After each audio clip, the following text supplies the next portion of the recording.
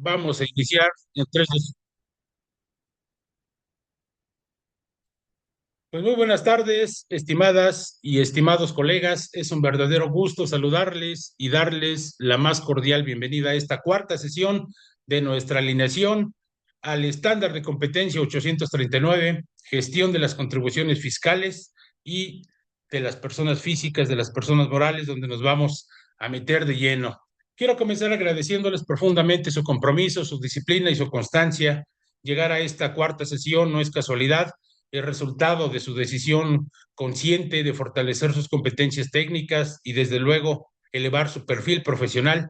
Cada sesión representa una inversión en conocimiento, pero sobre todo una inversión en su seguridad jurídica, legal, contable, fiscal y desde luego en la credibilidad frente a todos sus clientes que puedan llevar desde este momento, de aquí en adelante, y los que ya lleven, pues bueno, para seguir fortaleciendo esto.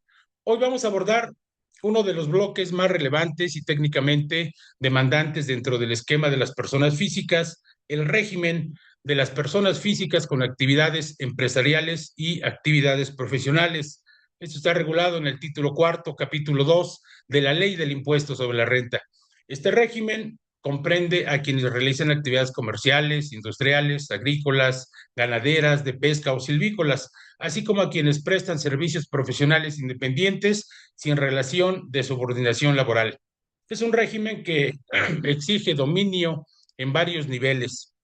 Primero, pues hay que identificar correctamente su encuadre legal, su determinación de ingresos acumulables bajo el principio de efectivamente cobrados, aplicación adecuada de deducciones autorizadas con estricto apego a los requisitos fiscales que nos marcan las leyes. Vamos a ver igual también el cálculo correcto de los pagos provisionales, la determinación de su declaración anual de los impuestos.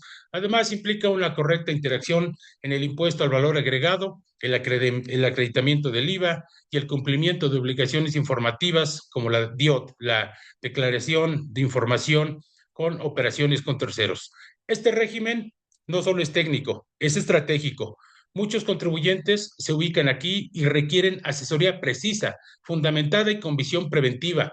Dominar este bloque significa estar preparados para brindar soluciones reales, evitar contingencias fiscales y actuar con plena seguridad ante cualquier revisión de la autoridad. Permítanme compartirles una pequeña reflexión. La certificación no es únicamente un documento, es el reflejo de la competencia demostrada. El proceso de alineación que estamos viviendo es una preparación integral para que cada uno de ustedes pueda demostrar conocimiento, habilidad y actitud profesional conforme a los criterios del estándar. Cada ejercicio, cada caso práctico y cada análisis que realizamos hoy fortalece esa evidencia de desempeño que distingue a un verdadero especialista. Les invito a participar activamente, a cuestionar, analizar y profundizar. No se trata solo de escuchar, queridos colegas, sino de comprender y aplicar. Esta sesión está diseñada para que salgamos con claridad conceptual, con una seguridad técnica y una estructura metodológica para enfrentar nuestros casos reales que se presenten en el día a día. Les deseo el mayor de los éxitos en su proceso de alineación. Mantengan la disciplina, integren sus evidencias correctamente y aprovechen cada espacio de aprendizaje. Estoy convencido de que con el nivel de compromiso que han demostrado hasta ahorita, no me queda duda que van a lograr una evaluación exitosa. Iniciemos entonces esta cuarta sesión con enfoque, con precisión y con excelencia profesional. Comenzamos.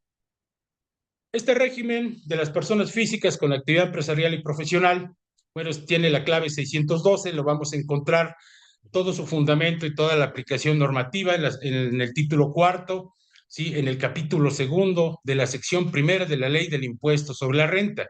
Déjenme decirles que hoy vamos a estar iniciando con un tema muy importante donde vamos a tener que empezar a desmenuzar la ley, donde vamos a saber dónde consultar.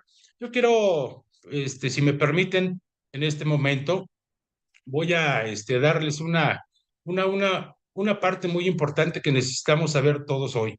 Necesitamos tener cómo podemos lograr, pues bueno, una parte donde tenemos distintos lugares, distintos medios, publicaciones, cursos, etcétera, pero díganme dónde vamos a estar nosotros, dónde vamos a estar nosotros consultando estas leyes.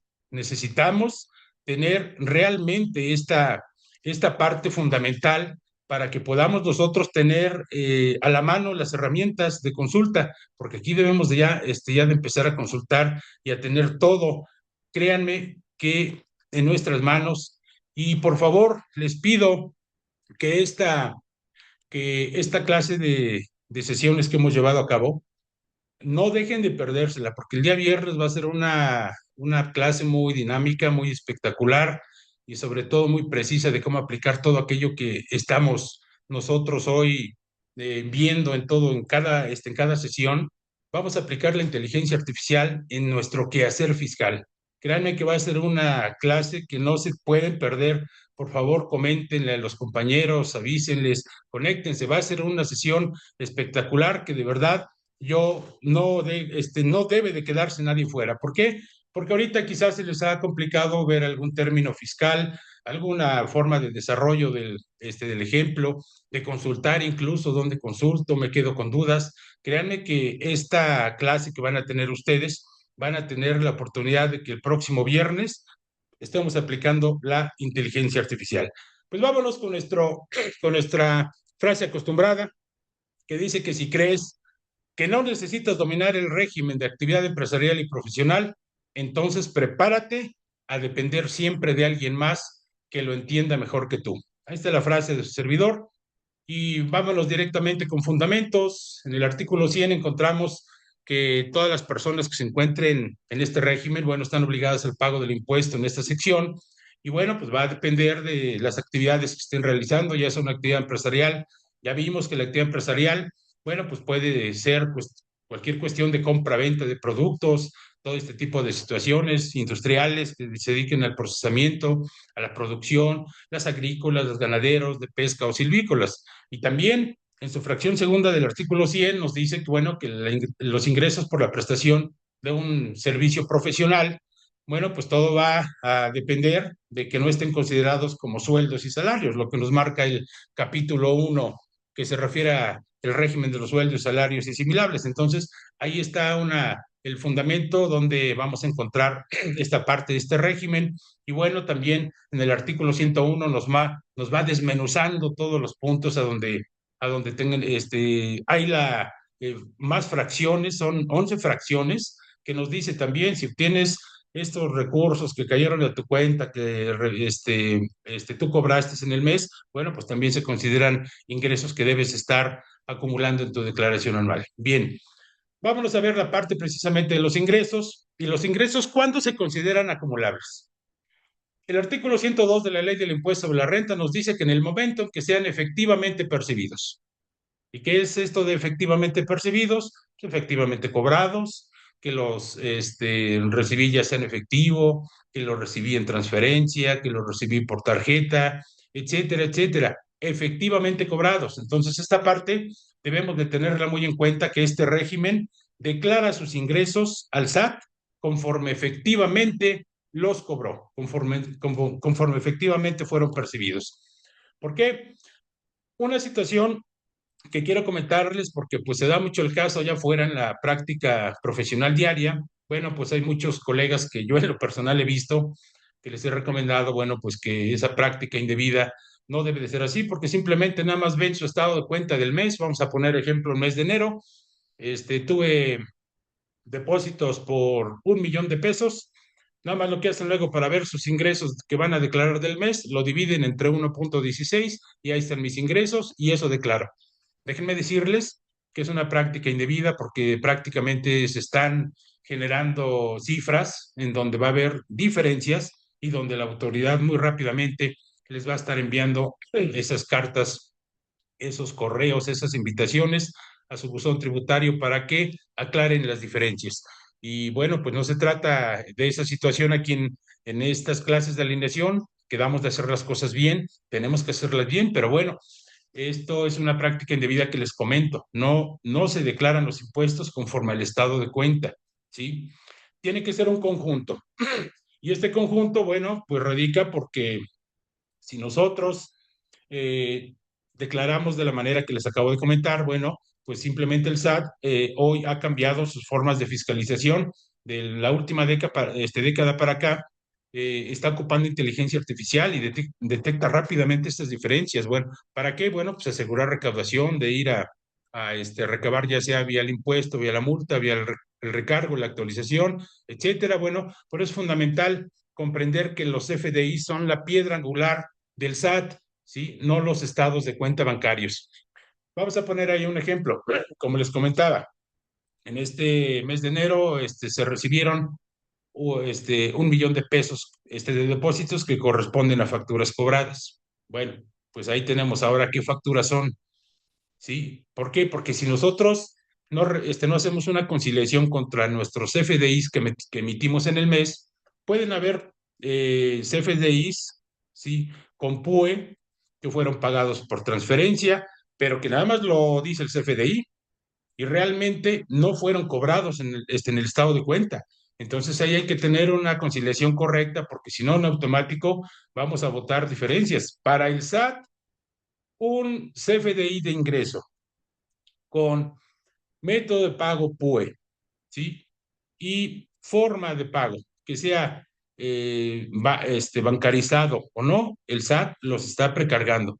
Por eso, déjenme decirles que esta parte es muy fundamental hoy que no deben de tener solamente nada más irme por puro CFDI o irme por puro estado de cuenta bancario. No, tiene que haber una conciliación. Entonces, el SAT no reconoce este concepto como fundamento legal, esto del flujo de efectivo. Si ustedes buscan el fundamento, ahí en la ley del impuesto sobre la renta no lo van a encontrar. Lo que realmente importa para el SAT es los ingresos efectivamente percibidos. Y esto lo dejo aquí como fundamento que va relacionado a esta lámina, estos comentarios. Bueno, pues en el artículo 33, fracción cuarta, 42 y 63 del Código Fiscal de la Federación, también con el artículo 1B de la Ley de IVA, pues ahí es donde nos comenta toda esta situación, donde tenemos la base para que la vayamos a consultar. Bien, vamos a ver una parte de cómo el SAT está precargando su información. Ustedes se preguntarán, ¿cómo sabe el SAT efectivamente que mis ingresos fueron cobrados si no tiene mi estado de cuenta? Bueno, pues aquí quiero comentarles una situación que el SAT nos está dando el beneficio de la duda, ¿no? Y esto no lo marca en el artículo 63, en su último párrafo del Código Fiscal de la Federación, en donde nos dice que las autoridades fiscales presumirán como cierta la información contenida en los comprobantes fiscales digitales por Internet y en las bases de datos que lleven o tengan en su poder, o bien a las que tengan acceso. Entonces, es nuestra responsabilidad como contribuyentes emitir correctamente los FDIs, ¿sí? Porque la autoridad precarga lo que generamos nosotros mismos. Entonces hay que tener mucho cuidado. Aquí, la autoridad fiscal está presumiendo como cierta la información. Y cierta la información es desde que elaboramos nuestro CFDI, desde que cobramos realmente ese CFDI, y bueno, donde tenemos la oportunidad de conciliar y amarrar bien estas dos partes. Entonces, se preguntaban, bueno, pues, ¿qué es lo que precarga aquí la parte del SAT en los ingresos? Simplemente está precargando los FDI emitidas de tipo ingreso con método PUE, ¿sí? Pago en una sola exhibición, es lo que significa PUE, es pago en una sola exhibición, ¿sí? Entonces, emitir nuestros FDIs dentro del mes es lo sugerido. Nada de que, bueno, pues yo tuve un depósito que corresponde a enero y apenas ahorita en febrero estoy haciendo ese CFDI. La sugerencia es que elaboremos nuestros CFDIs dentro del mes. Esa es la sugerencia, porque lo que se trata es de evitar diferencias con el SAT y esto va a evitar mucha diferencia, ¿no? Entonces también no debemos de esperarnos a esos 5 días que nos marca tanto la ley como resoluciones para que, pues dicen, bueno, o yo cobré en enero, 31 de enero, pues tengo 5 días y lo emito con fecha hoy 23 de febrero, y bueno, pues ya aquí en automático estamos nosotros generando diferencias. Hay varias prácticas que podemos corregir esta parte si queremos nosotros elaborar hoy ese CFDI. No es una práctica recomendable, lo sugerido es que se elaboren dentro del mes, pero bueno, en estos casos, si tengo una factura que se me olvidó en el mes de enero elaborar y la voy a elaborar hoy 23 de febrero, bueno, pues hay que elaborarla con PPD, ¿sí? hay que meterle su clave por definir, ¿sí? Hay que emitir un complemento de pago y ese complemento de pago le ponemos la fecha, que es del mes de enero, donde realmente se cobró esa factura o donde cayó ese depósito. No es la práctica correcta, no queremos llegar a eso. Por eso estamos en esta certificación, por eso estamos en estas clases de alineación, donde los puntos finos, los detalles deben de conocerlos para que no caigamos en esas prácticas indebidas. Lo correcto es que si me pagaron en el mes de enero, elaboro mi CFDI en el mes de enero, ¿sí? Con PUE, transferencia, como me hayan pagado, y si elaboré un CFDI con PUE y que me pagaron por transferencia, pero que no fue cobrado, cancelarlo en el mismo momento. Es lo que nos comenta aquí esta lámina en su segunda parte, dice, cancelaste los CFDI PUE que no cobraste en el mes. Bueno, pues por la experiencia se les sugiere revisar cada 28 de cada mes que los FDIs PUE estén cobrados realmente y si no cancelarlos dentro del mismo mes.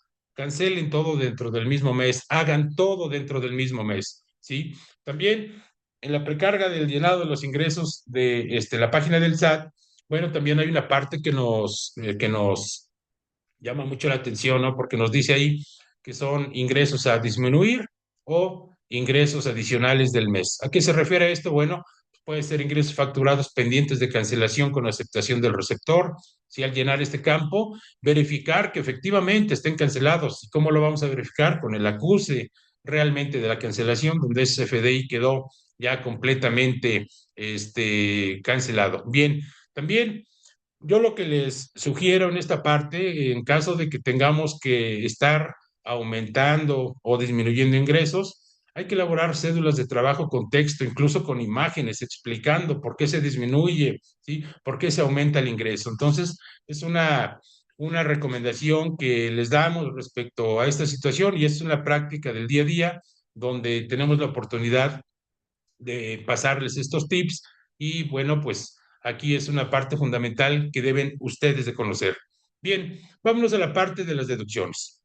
En las deducciones hay una parte en el artículo 103 en donde nos dice que podremos efectuar las deducciones siguientes, que son 7 fracciones, pero una de las principales es que debemos estar metiendo estas deducciones que son estrictamente indispensables. Los contribuyentes a que se refiere a esta sección considerarán los gastos e inversiones no deducibles del ejercicio en los términos del artículo 28, es decir, los que no son estrictamente indispensables. Entonces, yo en su contabilidad les sugiero que para este tipo de gastos no deducibles que tengamos, hay que separarlos en contabilidad. Los que se refieren al 29 y 29A del código, que es prácticamente los que carecen de requisitos fiscales, pero también, por otro lado, separarlo, lo que nos marca el artículo 28 de la Ley del Impuesto sobre la Renta, todos aquellos que no son deducibles, que podemos tenerlos bien separaditos, porque pues es prácticamente lo que no es indispensable para el negocio. Les dejo aquí unos artículos donde el 105 nos habla de que además hay que cumplir otros requisitos, son 7 fracciones, más todo lo que está dispuesto en el artículo 27 con todas sus fracciones, y también el artículo 110. Además deben de cumplir otras obligaciones que nos enmarcan, que son 11 fracciones más que se contemplan en la ley del impuesto sobre la renta. Entonces, esta parte de esta lámina es muy importante que la tomen en cuenta. Ahorita vamos a ir a detalle a ver esas formas de cómo consultar, de cómo consultar la parte de lo que les comentaba en un principio. Ahorita les voy a mostrar unas páginas, ahorita vamos a estar organizando toda la situación. Bueno, vamos a ver qué pasa con el prellenado de la declaración en cuanto a forma general. El nuevo portal para presentar las declaraciones de personas físicas con actividad empresarial y profesional, sí, se ocupa para enero 2025 en adelante. Y las extemporáneas de ejercicios anteriores, sí, bueno, pues hay que estar considerando el formato anterior, ¿sí? Entonces, la teoría no debe ser lo que precarga el SAT, ¿sí? Es que esta información precargada, se van a hacer ustedes la pregunta, ¿es lo correcto lo que está precargando el SAT? Y aquí yo les puedo responder enfáticamente que no, ¿sí? ¿Por qué? Porque hay deducciones, hay facturas, hay gastos que tenemos, que realizamos en el mes, pero que la información del SAT no la está precargando. Entonces, aquí la respuesta contundente es no, ¿sí? Si ven que la información, si ustedes están seguros de que en el mes todo está completamente precargado, bueno, sienten que la precarga está incorrecta, pero ustedes en sus documentos, en sus papeles de trabajo, es otra la situación, yo lo que les recomiendo es esperar por ahí del 15-16, ¿sí? Si no precarga la información correcta que ustedes ya generaron, presenten un caso de declaración para dejar evidencia de que no se contaba con la información precargada a esa fecha que están presentando la declaración. Ya les decía, bueno, pues tenemos que elaborar hoy cédulas, incluso con imágenes bien detalladas, bien estructuradas, para que podamos estar nosotros aclarando en cierto momento contra el SAT. Bien, entonces, ya les comentaba, hay que verificar periódicamente los FDIs antes de que cierre el mes. Es una sugerencia práctica. Regularmente aquí lo hacemos nosotros el 28 de cada mes.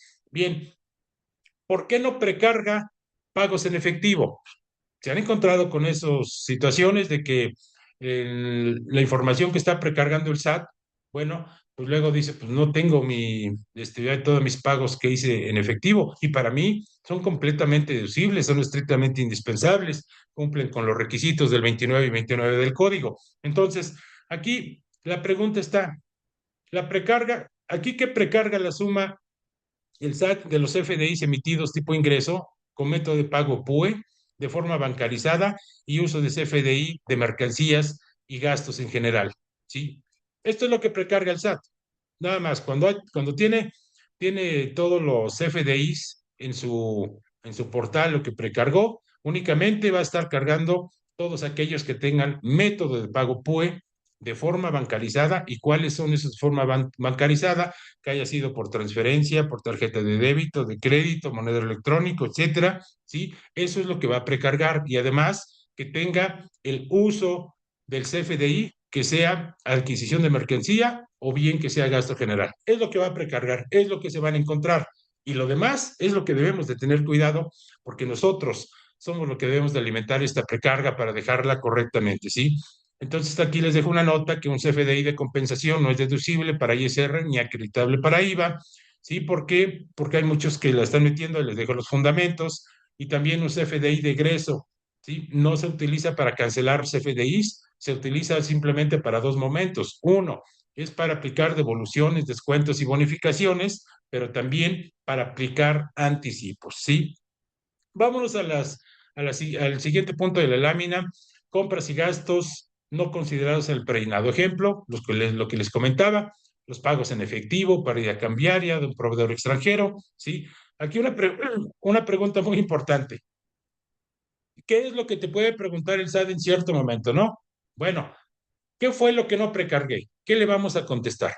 Para eso necesitamos cédulas analíticas, cédulas que tengamos de todos los sistemas que hoy podemos manejar para que podamos descifrar. Hoy tenemos que descifrar lo que está precargando la autoridad en esa precarga de declaración mes a mes. Entonces, bueno, nosotros qué le vamos a responder, ¿sí? Por eso la importancia, les decía, de elaborar cédulas bien detalladas, bien explicadas, con imágenes, con fechas, con todo, ¿sí? Aquí un punto importante que deben de conocer es que aquí podemos nosotros deducir la PTU al 100% que se haya pagado en el ejercicio. Entonces, son puntos que estamos viendo ahorita para que cuando nos vayamos a nuestro desarrollo práctico, bueno, pues tengamos estos elementos. ¿Sí? Las pérdidas fiscales de ejercicios anteriores, ¿qué pasa con esas declaraciones? Si yo tuve una declaración del ejercicio 2024, 23, 22, 10 años atrás, bueno, esas pérdidas fiscales yo me las puedo ocupar aquí en la declaración presente. Nada más que con una salvedad en declaraciones mensuales, bueno, no se actualizan en pagos provisionales. Solo vamos a actualizar estas pérdidas hasta declaración anual, ¿correcto? Bien. En lo que respecta a subsidio al empleo, si ustedes tienen por ahí saldos todavía por compensar a los impuestos que salgan en el mes, bueno, pues simplemente tengan mucho cuidado, ¿sí? Porque sí pueden ingresar saldos de 2023 para atrás, ahí sí todavía se pueden disminuir, pero esto ya casi está desapareciendo y si tuviéramos saldos en 2024 y 2025, pues esos ya no hay que precargar.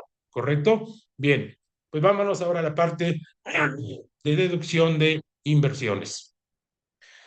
¿Qué es, qué se considera una inversión? Una inversión la vamos a encontrar en el artículo 104 y nos dice son todos los activos, ¿sí? Los gastos y cargos diferidos, las erogaciones realizadas y también lo que hagamos en periodos preoperativos. Entonces aquí vamos a poder deducir de acuerdo a reglas y porcentajes autorizados que nos marca el artículo 34 con sus fracciones de la 1 a la 15, ¿sí? En relación con el 35 y 36 de renta. Ahí vamos a estar deduciendo los porcentajes. Por ejemplo, para automóviles son 25%, para mobiliario y equipo de oficina 10%, equipo de cómputo un 30%, y esto lo vamos a encontrar en el artículo 34 de la fracción 1 a la 15. También, bueno, hay como antecedente, les dejo que en el artículo 105, pues vamos a encontrar bien todos los requisitos de las deducciones autorizadas. Vámonos también en esta parte, cómo estamos prellenando esta deducción de inversiones en nuestra declaración. Bueno, pues se sugiere que del mes de enero a noviembre se ingresen sin actualizar y en diciembre ingresar la actualización de todo el año para que coincida con la declaración anual. ¿Sí? Es decir, cuando estamos nosotros de enero a noviembre, debemos de estar metiendo la deducción de inversiones sin actualizar. Cuando llegue diciembre, hacemos nuestra actualización completa y metemos en diciembre la deducción de inversión actualizada para que nos cuadre con nuestra declaración anual. ¿Correcto? Bien, pues vamos a ver aquí un tema respecto a los ingresos esporádicos y copropiedad en este régimen de personas físicas con actividad empresarial y profesional. Bueno, pues si yo soy un profesionista que nada más estoy obteniendo ingresos esporádicos, vamos a suponer, tuve uno en enero, uno en septiembre y ya nomás tuve dos cobros. Entonces, ¿qué nos marca el 107?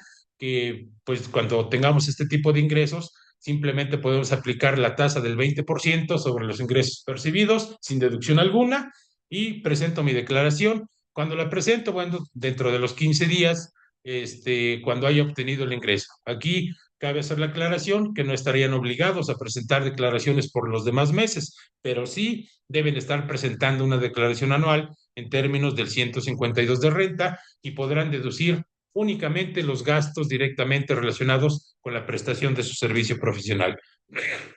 Y en el artículo 108 nos encontramos el asunto de copropiedad. Bueno, en este caso, cuando el representante común eh, se ha designado, él es el que va a determinar, ¿sí? Y va a cumplir por cuenta de la totalidad de los copropietarios. Bueno, incluso tiene que efectuar sus pagos provisionales y tiene que considerar su utilidad fiscal o pérdida fiscal, ¿sí? Etcétera. Y esta persona es la que va a estar cumpliendo regularmente. Es cuando tiene varios copropietarios y él es el representante común, él va a presentar todo a cuenta de los demás copropietarios. Vámonos a ver qué asunto tenemos con la contabilidad en este régimen de actividad empresarial y profesional. Bueno, pues el artículo 110, fracción 2 de la Ley del Impuesto sobre la Renta, nos dice que debemos de llevar contabilidad de conformidad con el 28, fracción 1 del Código Fiscal y 33 del Reglamento del Código Fiscal de la Federación. Aquí vamos a encontrar el fundamento, porque luego, oye, ¿yo llevo contabilidad o no llevo contabilidad? Aquí está el fundamento. Este régimen sí debe de llevar contabilidad y debe de llevar contabilidad de arrendamiento y debe de llevar reciclo y debe de llevar todos los demás regímenes. ¿Por qué? Porque aquí les invito a que ahorita vayamos a visitar esta regla, la 2.8.1.1, y allí en esa regla de la resolución miscelánea fiscal para 2026, ¿sí? Señala los que no están obligados a llevar contabilidad. Y ahorita van a ver las sorpresas. De ahí en fuera, estamos obligados todos a llevar contabilidad, ¿sí? También bueno, en la regla 2.8.1.5 sí nos establece que incluye la contabilidad electrónica. Cuando rebaso más de 4 millones de pesos, tengo que estar presentando mi declaración electrónica al SAT. ¿Y qué es esto? Pues son los catálogos, los balances, los pólizas auxiliares cuando sean requeridos, pero mensualmente tenemos que estar enviando nuestra balanza mensual. Lo que sí eso es de cajón, la mensual es de cajón. El catálogo solamente cuando sufra modificaciones también lo podemos subir. Pero bueno, sí, esta parte yo la quiero dejar de antecedente, ¿sí? ¿Por qué? porque no es lo mismo llevar contabilidad a enviar, ¿eh? Son cosas muy diferentes. Una cosa es llevar contabilidad, ¿sí?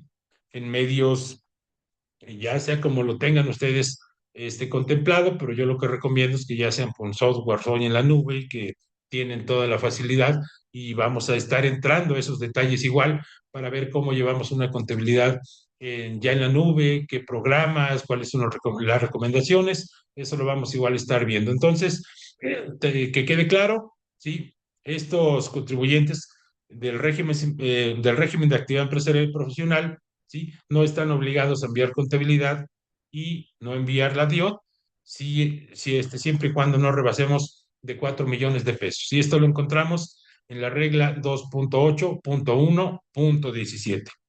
Y también tener cuidado. Aquí tenemos, si no aplicamos, si no llevamos contabilidad, pues hay que tener cuidado y hay que conocer las infracciones que pueden ocasionar todo esto y las encontraremos en el artículo 83 del Código Fiscal de la Federación. Bien, ¿y qué pasa con el IVA? Vamos a ver qué pasa con el IVA, porque en este régimen también, pues, como en los demás está contemplado. Y bueno, pues aquí yo les dejo los elementos fundamentales. Sí, están obligadas al pago del impuesto todas las personas físicas y morales que en territorio nacional lleven a cabo las actividades, pues que generen bienes, presten servicios independientes, renten, sí, o importen bienes o servicios, sí. El impuesto regularmente está calculado a un valor de la tasa del 16%, ¿sí? Este valor agregado en ningún caso se considera como forma parte de dichos valores, es decir, es por separado, subtotal, IVA total. Aquí en el artículo 1A vamos a encontrar precisamente los obligados a efectuar la retención de este impuesto. Vamos a ver los puntos a detalles en nuestro caso práctico. En el artículo 1B, bueno, pues nos dice que se consideran efectivamente cobradas las contraprestaciones cuando se reciban en efectivo, en bienes, en servicios, anticipos, depósitos o cualquier otro concepto bien, cuando el interés del acreedor quede satisfecho. Ahí se considera efectivamente cobrado o pagado en su momento. Bien, el artículo 2A nos habla de el impuesto, que el impuesto se calculará a la tasa del 0%, todos aquellos actos o actividades. Bueno, pues aquí, ¿cuáles les aplica a la tasa del 0%? En el artículo 4A de la ley del IVA, cuáles no son objeto de este impuesto. En el artículo 5 nos dice que para acreditar nuestro IVA deberán reunirse requisitos, que debemos hacer un ajuste del acreditamiento en el 5A cuando tengamos ingresos, ya sea grabados, exentos, tenemos que estar haciendo un ajuste para presentar nuestra declaración anual, pero también en el artículo 6 es enfático, ¿no? Que todos los saldos a favor que lleguemos a obtener de mes a mes únicamente podremos acreditarlo. Ese IVA que tengamos a cargo en declaraciones posteriores, ahí lo podemos ir acreditando, ¿sí? Hasta agotarlo o bien solicitar devolución mes con mes de ese saldo a favor de IVA. Con esto, quiero llegar a la parte del prellenado de la declaración del SAT con respecto a la parte de IVA. Y bueno, pues aquí algunos puntos de sugerencia práctica. Hay que revisar los FDI, el objeto del impuesto, cómo se está señalando, porque luego muchos no le hacen caso a esa parte. Hay que irnos a detalle. La facturita ahí nos dice una parte en los FDI, ¿sí? Si es objeto o no es objeto. Todas las actividades exentas que se tengan, como las que tienen los que rentan a casa habitación, los doctores, etcétera, ¿sí? Ellos tienen actividades exentas y muchos le están poniendo que es no objeto de impuesto. Lo que sí debo aclararles es que todo este tipo de actividades sí son objeto de impuesto, por lo tanto deben llevar la clave 02. El IVA correspondiente a actos, actividades por los que no se está obligado al pago del IVA. Bien, algunos puntos, unos detalles que les puedo comentar. Bueno, pues, por ejemplo, ¿cuál puede ser ese IVA? Sí, por los que no se está obligado al pago. Bueno, pues el IVA no acreditable por proporción de los exentos, de acuerdo a esta formulita que vimos atrás, ¿sí? También por proporción de las inversiones, de ejemplo de vehículos que no son deducibles, la parte proporcional, pues también, por eso no está obligado al pago del IVA. El IVA no deducible y por consecuencia no acreditable de cajón, como por todos aquellos no deducibles, ¿sí? y también no deducibles que aparecen precargados. El SAT te va a estar subiendo todo. Hoy tenemos que tener cuidado de qué facturamos. Tiene que ser la factura que solicitemos, el CFDI que vayamos a pedir, que sea por actividades, ya quedamos, que cumplan requisitos, pero que sean estrictamente indispensables para, para el negocio, para la actividad que desempeñen. No puedo estar metiendo ahí lo que se me ocurra facturar, porque ahí vienen complicaciones, después se complica la situación en contabilidad y a la hora de estar presentando declaración. Vayamos a ver una parte de lo que es la DIOT, que es la declaración de operaciones con terceros. Y es una declaración, perdón, que es informativa, ¿sí? ¿Por qué sale esta cuestión de la DIOT? ¿Sí? Se preguntarán ustedes, ¿no? ¿Por qué mejoró la DIOT? Bueno, pues esto es para que el SAT tenga un mejor control y a detalle de todas las operaciones de cada proveedor. Se aplica para declaraciones del pasado y las de hoy. Ya no debemos de estar ocupando la versión anterior que tenía el SAT. Eso ya dejémoslo atrás. Si hoy estamos ya metiendo nuestras informativas, no queremos aplicar versiones anteriores. Esto es para 2025 en adelante y debemos de tener esta versión. Entonces, también una de las situaciones y comentarios que puedo decirles es que debemos de amarrar nuestra contabilidad con la declaración y con la DIOT.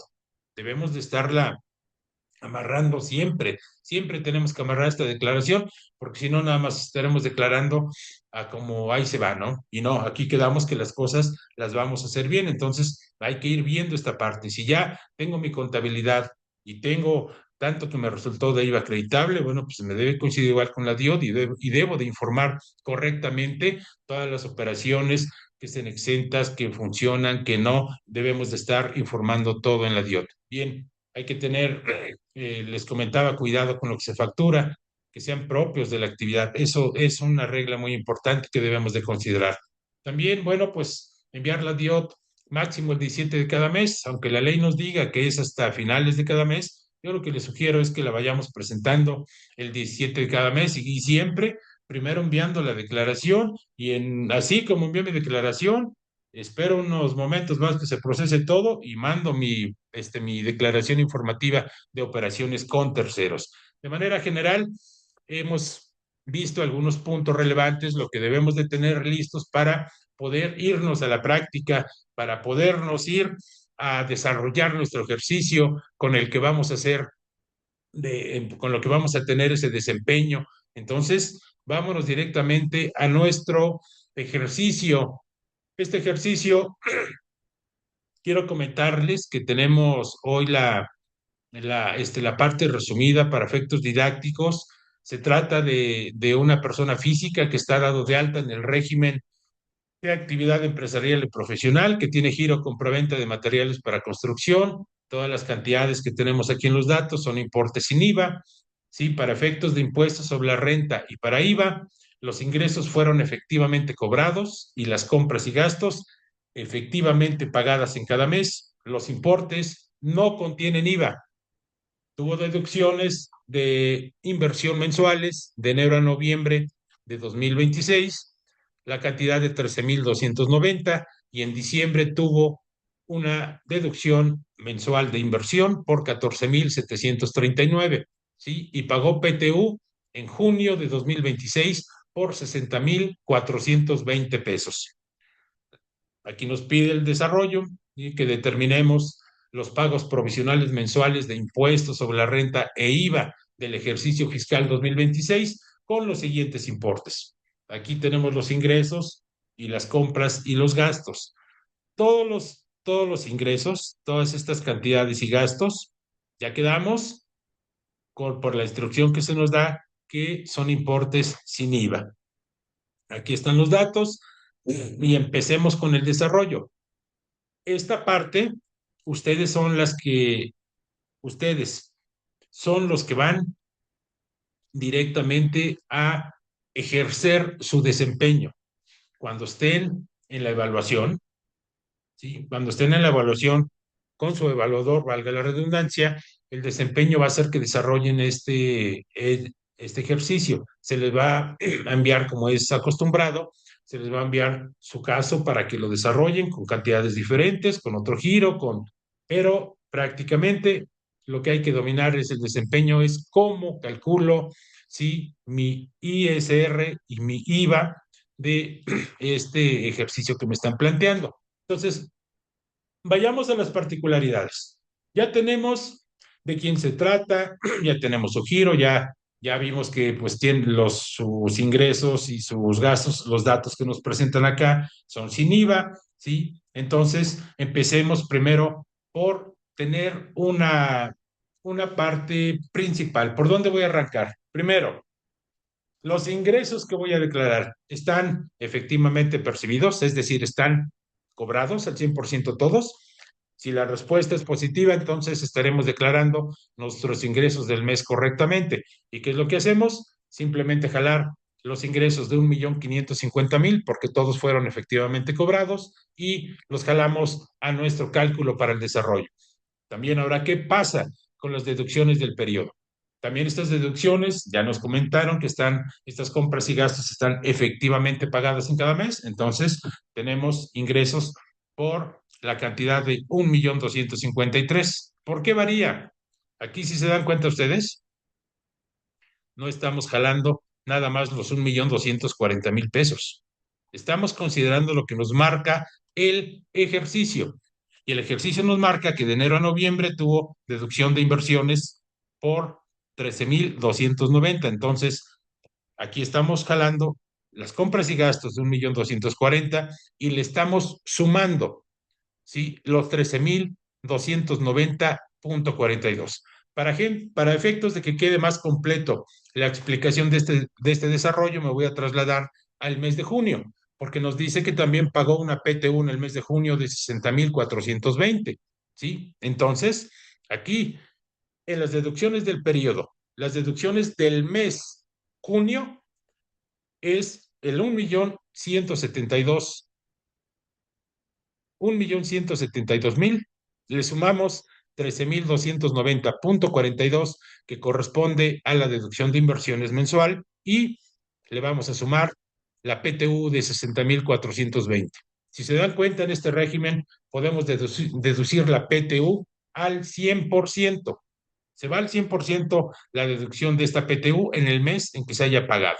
Entonces, esta PTU aquí la estamos considerando para que tengamos nuestras deducciones. Como pueden ir viendo y notaron, aquí los ingresos se van acumulando. No nada más voy a determinar lo del mes. Tengo que venir acumulando desde enero, febrero, marzo. Si sumamos aquí todas las cantidades que tenemos de enero al mes de mayo, sí, tenemos la cantidad de 8.150.000, que es lo que nos representa acá. Aquí por fórmula estamos jalando lo que es el ingreso acumulable anterior más el ingreso del mes, nos da el ingreso acumulable que vamos a estar considerando para efectos de declarar. Lo mismo pasa con las deducciones del periodo. Debemos de irlas acumulando para poder llegar a nuestra base de impuesto sobre la renta. En este caso, estamos disminuyendo los ingresos acumulables a sus deducciones acumulables, y tenemos nuestra base para impuestos sobre la renta. Aquí tenemos ya 1.782.000. Estamos en junio. ¿Qué es lo que debemos de hacer?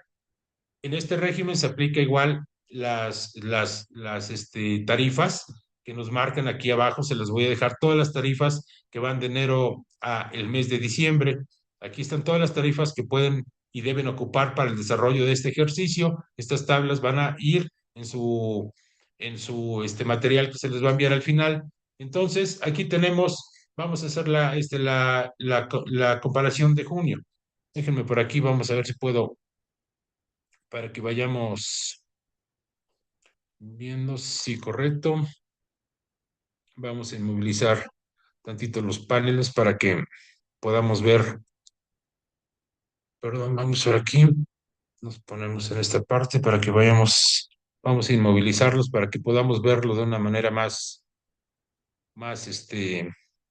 práctica. Entonces ya quedamos que aquí estamos en el mes de junio. Febrero, marzo, abril, mayo, junio. Tenemos una base de ISR de 1.782.837, ¿Qué es lo que debemos de hacer? Estamos en junio, hay que ir a buscar nuestra tabla del mes de junio, que la vamos a encontrar aquí en esta parte, y vámonos a ver en dónde cae. En junio es en este renglón donde está cayendo. Entonces lo que debemos de hacer nada más es prácticamente el desarrollo de la, este, de la presentación. Entonces, ¿qué es lo que nos dice?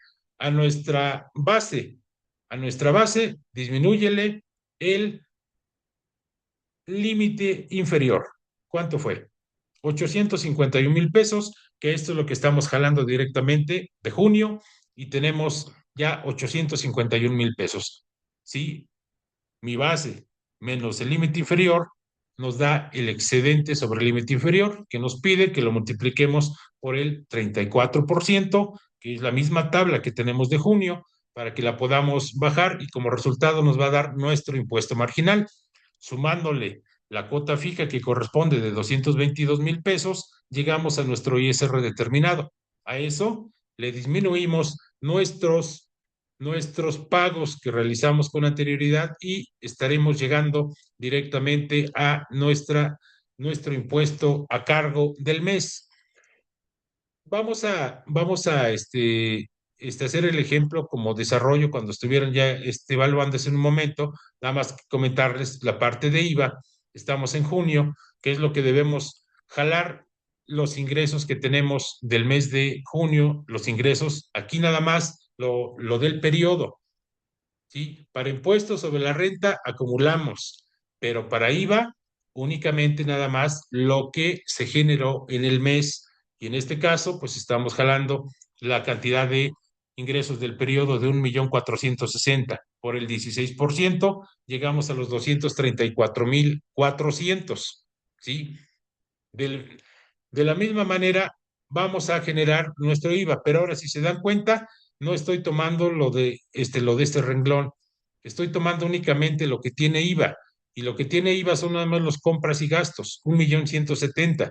¿Por qué no tomo el 1,245,000? Porque aquí tiene contemplado la parte de la deducción de inversión, y tiene contemplado la parte de la PTU, que no tienen IVA. Por eso es que tomo la cantidad de compras y gastos de 1,172,000, y eso lo multiplicamos por el 16%, y por simple resta estaremos determinando el IVA trasladado cobrado menos el IVA acreditable pagado. Tendremos un pago de 46,880 de IVA, y que la suma de los dos impuestos, que es impuesto sobre la renta más IVA, ¿sí? Por tener ingresos hasta este mes hasta este mes de junio que estamos desarrollando, estaría pagando 110,000 pesos del puro mes.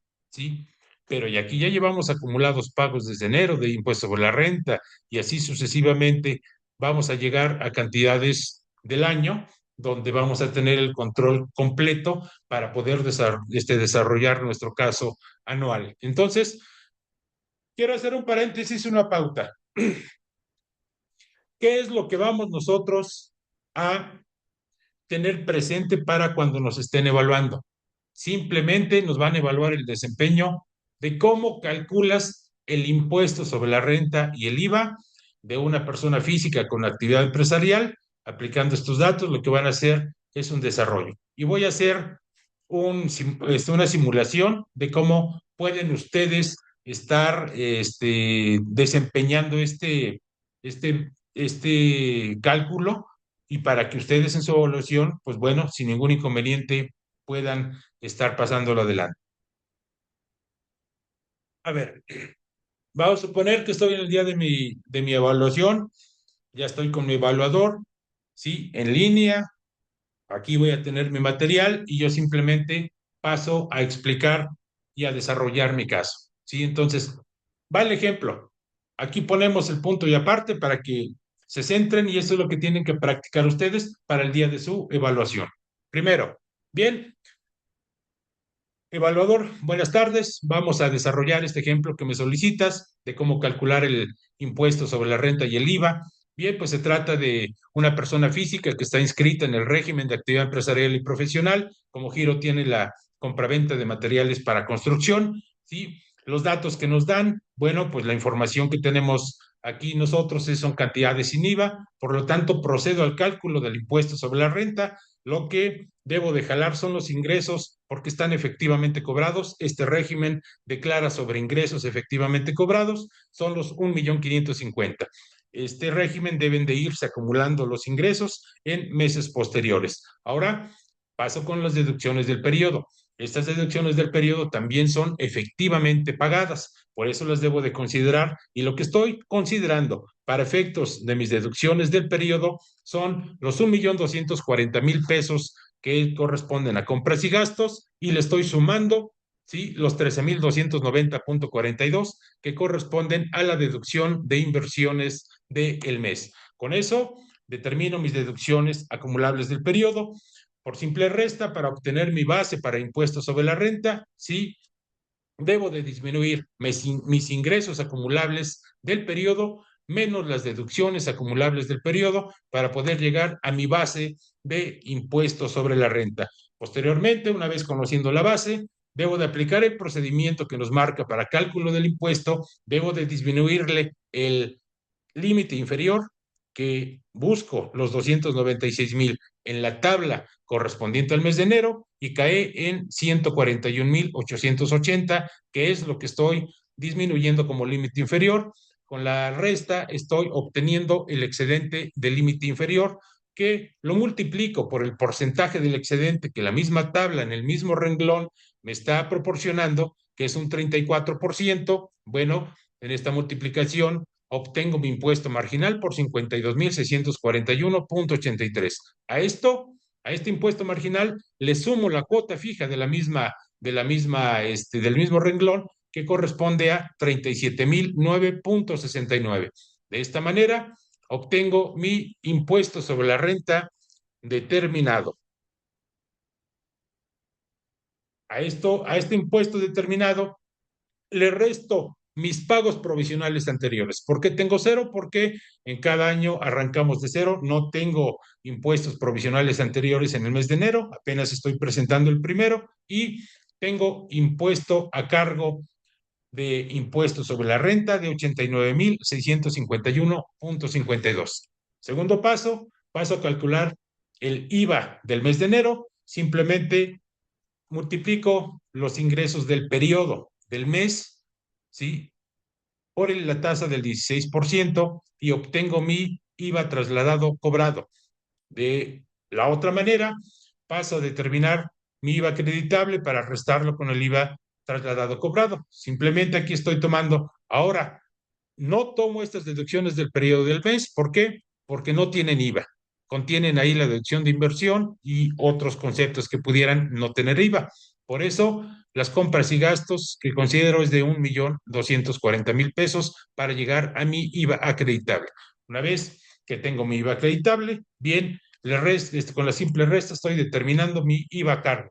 Y con eso estoy determinando mi pago mensual de impuestos sobre la renta por 89.651, más el IVA a cargo que me resulta del mes de enero, y con eso tengo 139.251.52 pesos. Este es lo que ustedes debieran estar explicándole al evaluador para cumplir con el desempeño.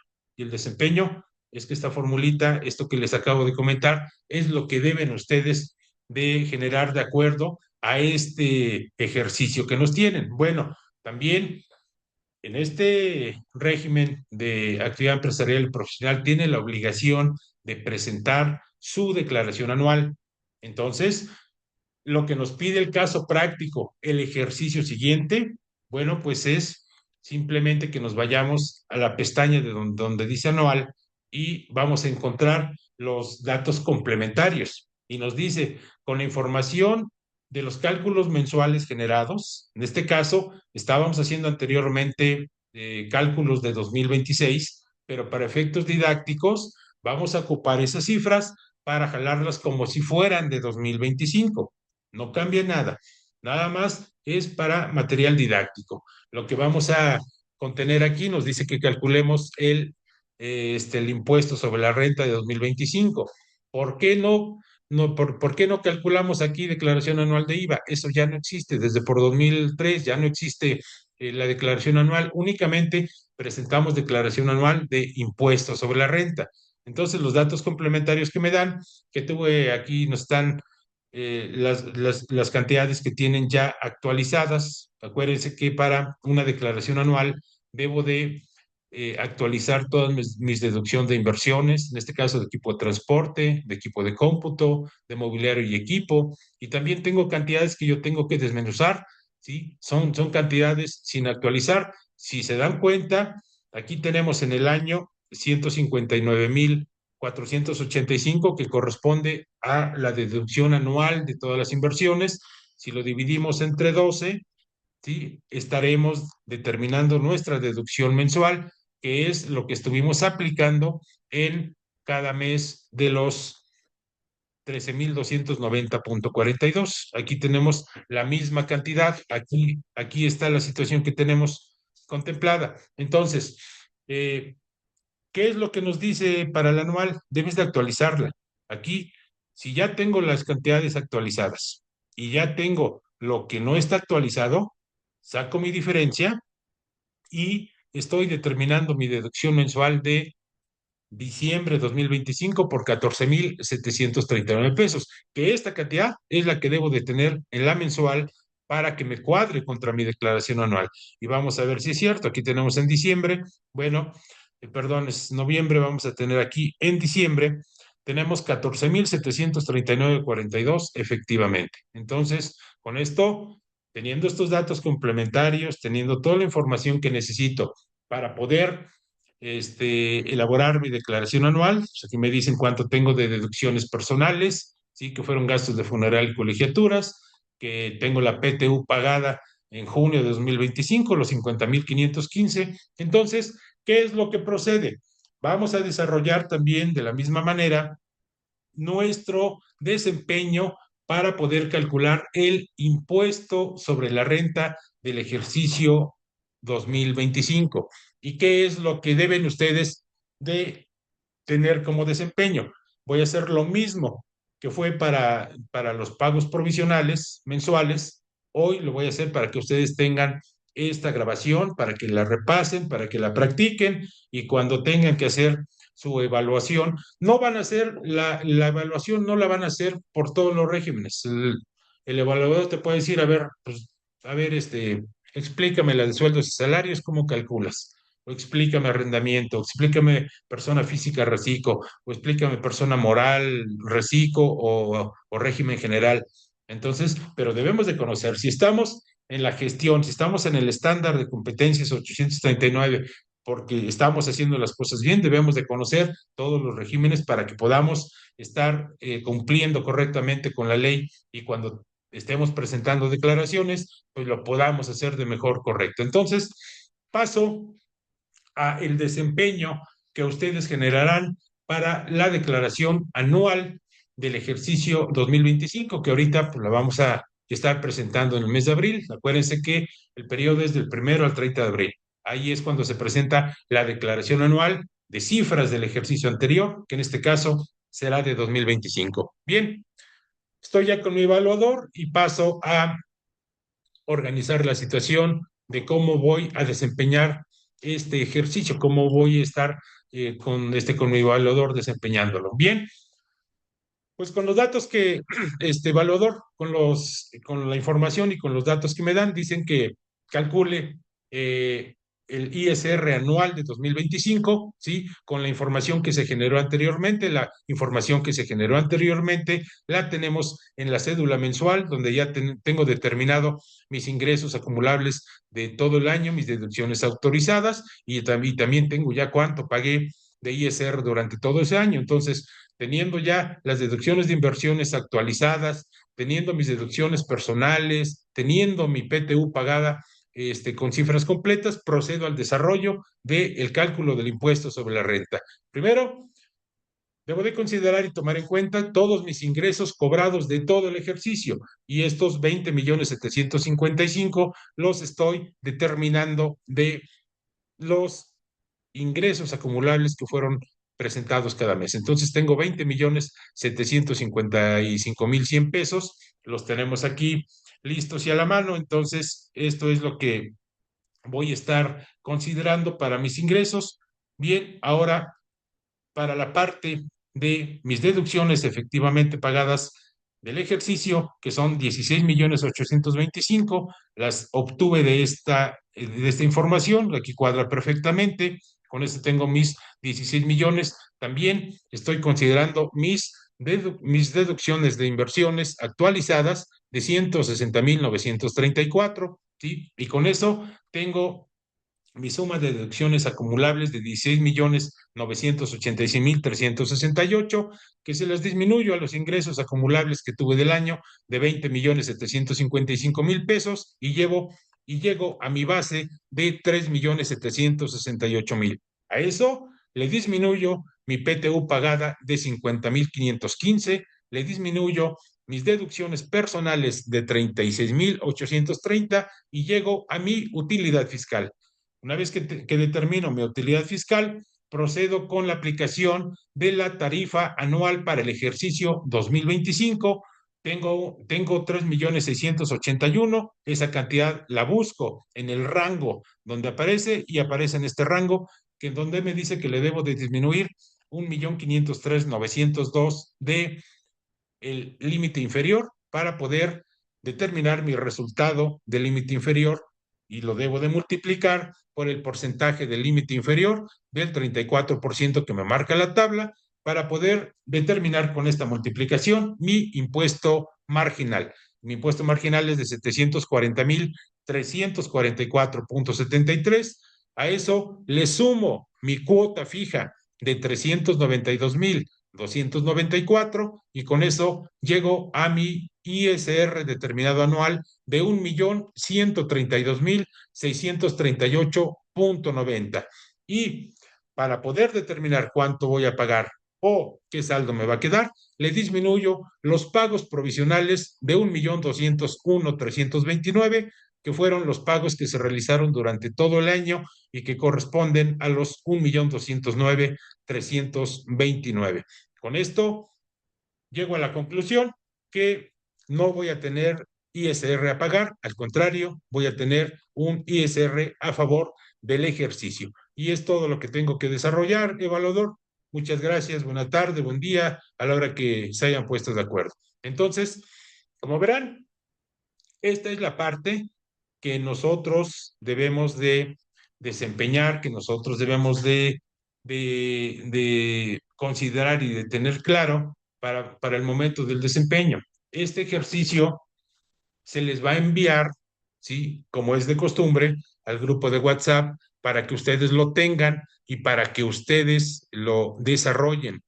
Si tienen alguna duda, alguna situación, vamos a pasar ahorita al bloque de preguntas y respuestas y para que podamos precisamente atender alguna situación. Para eso voy a pausar la grabación para irnos a un receso de 5 minutos en lo que vemos preguntas y respuestas de cada uno de ustedes.